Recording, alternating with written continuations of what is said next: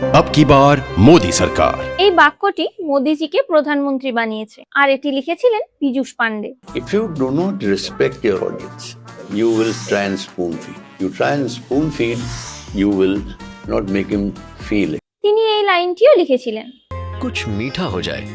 যা ক্যাডবেরিকে শুধুমাত্র একটি চকলেটে নয়, একটি আবেগে পরিণত করেছিল।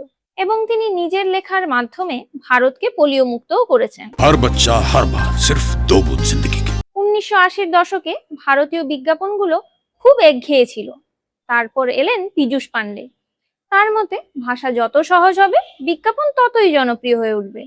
এরপর শুরু হলো সেই একের পর এক বিখ্যাত বিজ্ঞাপনের প্রচার, যেমন शर्मा की दुल्हन जो ब्याह के आई संग टू सीटर सोफा ले आई।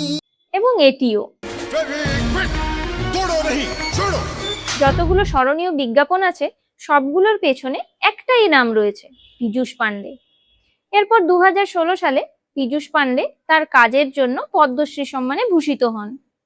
শুধু বিজ্ঞাপনই নন, তিনি আবেগ লিখতেন। এই ভিডিওটি শেয়ার করে আপনাদের বন্ধুদের পীযূষ পান্ডের সম্পর্কে জানান।